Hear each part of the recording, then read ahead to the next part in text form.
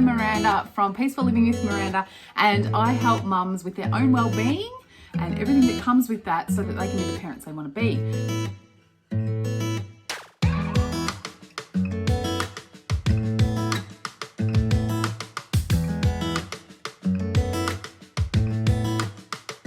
Hi everyone, welcome back to my channel. I'm Miranda. I'm so excited that you're here with me today. We're going to be sharing how to manage overwhelm as a mum. Okay, so this is a very important and super widespread topic that we need to be covering. So I'm going to be sharing 3 tips today on how to manage overwhelm as a mum practically in your life. Okay, now I do have a whole masterclass on this topic. So if that's something you're interested in, pop something below in the comments and I would love to share you the details of how you can jump onto that. But let's jump straight into it. So first of all, what are we going to do when we're overwhelmed? Everyone here might know that when you get overwhelmed, you can go into a freeze response. That's very common when you're overwhelmed. Okay, your body can just go into that, your central nervous system can just go into that freeze response. That's what happens for me. Okay, you can do fight, flight, or freeze. Okay, some people get really angry, some people just want to run away, and other people just freeze. And that's what I do. I'm like, oh, I can't do anything else. So that's literally well practiced because that's what sometimes happens for me with 3 children and all of the things that I do. Okay, so here's what I do to manage it. The first thing that I do is to stop and try and take some deep breaths. Okay, now everyone goes, oh, it's just a deep breath. No, it isn't. It is deep breaths, of course. But if you can do the 5 deep breaths, if you can do finger breathing, you take a deep breath when you go up to the top of each finger. If you can, kids love that, and I love that. It's really helpful. If you can do 5 deep breaths, here is what is actually happening. You are calming your central nervous system by taking deep breaths and stimulating your vagus nerve. That's what happens when you take deep breaths into your belly. Your vagus nerve is the biggest nerve in your body and it goes up to your brain. It basically changes what's happening in your body into brain.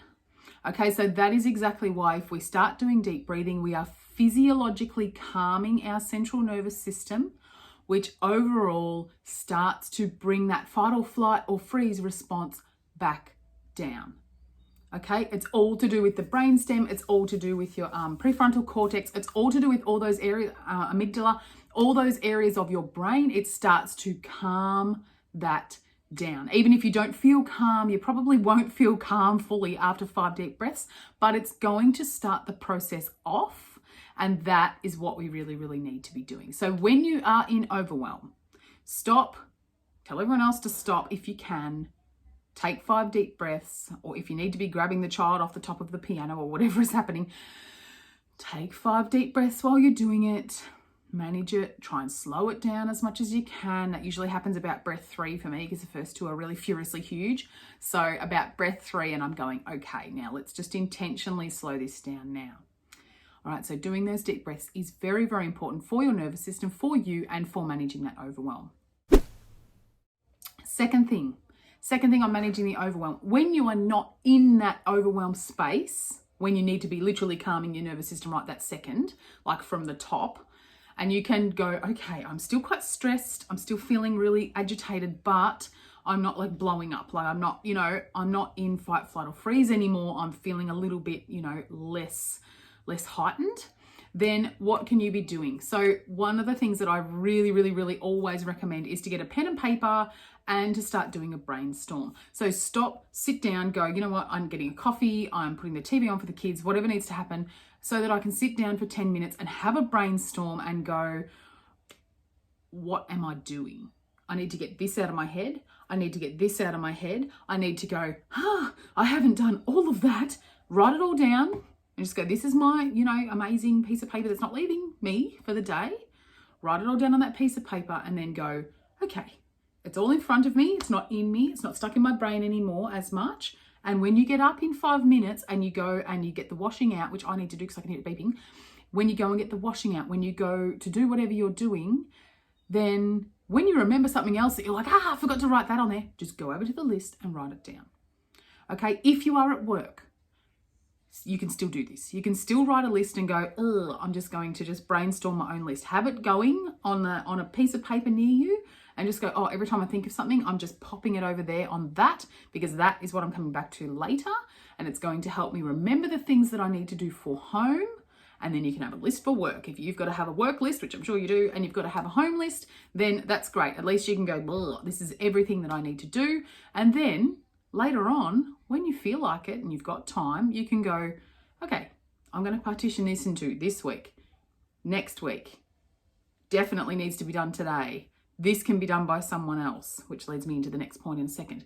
Those sorts of things you can start. You can have your own color scheme, whatever you want to do.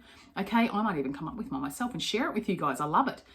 So what you can do is start to really prioritize them basically. So instead of overwhelm, you've got a bit of control, you've got a bit of structure, you've got the ability to be a little bit flexible if you need to and go, yep, that wasn't happening. That's not happening next week. I really have to do that the week after. These sorts of things mean that you can be more in charge of what's going on, more in control of what's going on, and you don't feel so overwhelmed. Because as women, we are doing way too much. Just before I jump onto my final point, I really want to invite you to like and subscribe to my channel. If you like this video, if this is helpful, if you feel like this is practical, authentic, helpful stuff that you're hearing, I would love you to like this video and again, subscribe to my channel. If you want to know more about my monthly women's wellbeing gatherings, they are just once a month, 1 hour. Jump onto Zoom with us, a group of people, okay, of women who are in the same boat, basically trying to build their well-being. I wanted to create something that meant that women, it's not so expensive as coaching or consulting, which is what I do as well.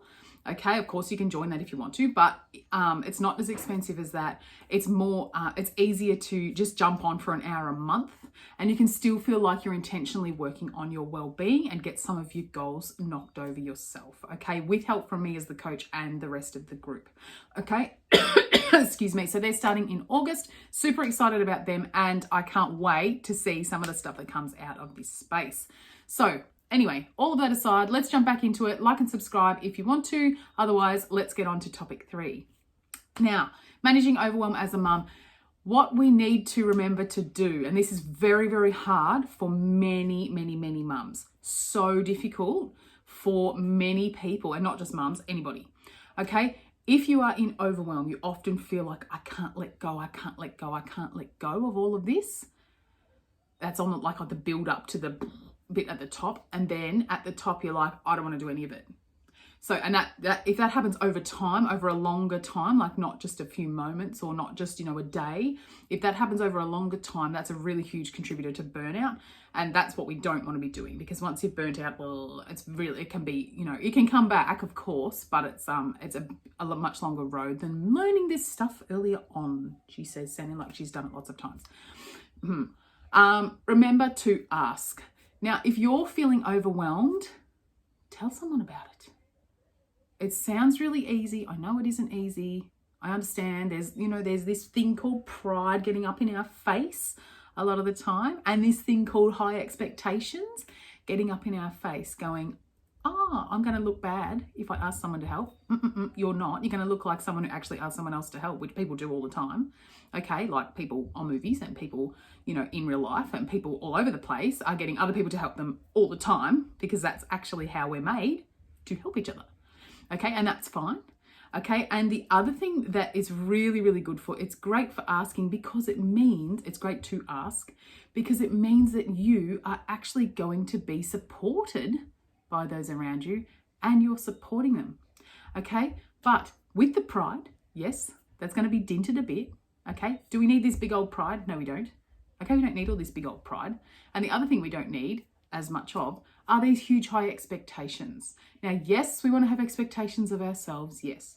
But if they're so high that they're actually damaging us and our well-being, then that's not actually helpful. And if your expectations are so high of what's being done that you can't share some of that load with someone else, then there is something going on for you.